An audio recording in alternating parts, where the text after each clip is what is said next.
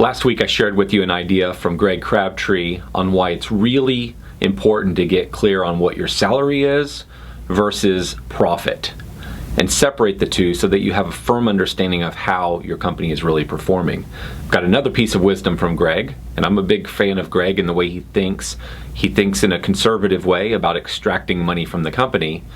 But what's really exciting about what I'm about to share with you is I hope you'll find it encouraging, because it speaks to just how successful your company can become if you're patient. Meaning, if you try to minimize debt through line of credit, if you minimize your salary, you take a fair salary versus a huge salary early in the business, and if you really stay focused on getting the financials of the business to a very healthy place, how it can become really, really exciting in regards to how much your business can produce.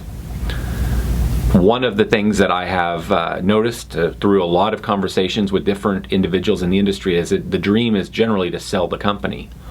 And my question is, would you want to sell the company if your company were making 15-20% profit a year and you're getting paid a very healthy salary? And would you want to sell your company if you felt that it was fully capitalized to the point that you felt safe that it could weather financial storms and you could take care of your entire team without concern through those financial storms? And would you want to sell your company if you had an awesome leadership team helping you run the company where everything wasn't on your shoulders and you weren't wearing all the hats? And so the point is, what Greg is about to share is an example of what could be if your company's capitalized, if you have minimized your debt, and if you're making profit. And I believe when you reach a point of having a company like what Greg's about to talk about, you suddenly lose interest in selling it. Enjoy. What we want to see is that if you've properly capitalized your business, that this pre-tax profits number, if it's at 10% profit or better, is a minimum 50% return on investment of what you put in the business. Without, and I'm allowing you to borrow money for your fixed assets, but you've got zero on a line of credit and you've got 2 months of operating expenses in cash to run the business. If you can get your business to that level, you've got an investment asset that is producing at a rate of 50%.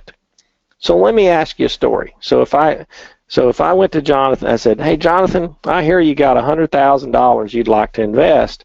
And what if I gave you a 50% rate on a 1-year CD? Would you be interested?" In a heartbeat. There you go. And so he knows me, and he says, "Well, I know Greg good for that." So we do a deal, and I said, "Great."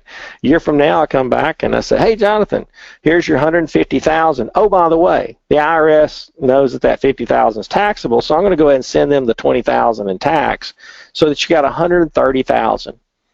Would you like to do it again?" Absolutely. That's the correct answer.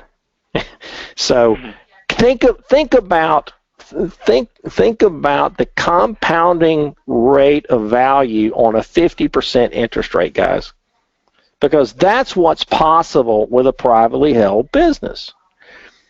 That's why it doesn't take anywhere near as long, if you're committed to profitability, to build a business that's great. It's when you don't commit to profitability that it takes forever, and many times never happens. And I'm telling you, you're in an industry where it is possible to be profitable. There is no mystery. That is not rocket science. You're not trying to build the next super duper 1 to a gazillion website. You're not trying to crazy one-to-many business model. I mean, this is called just basic blocking and tackling, and what I love is I consider it one of the necessaries. There's always going to be a need. And so therefore, at some point they'll probably get some artificial intelligence that'll figure out how to do the mowing, but that's the lowest profitability part of it anyway. And so beyond that, I don't see you guys running out of something to do anytime in the near future. And so think about that. I've got the potential to get a 50% or more return.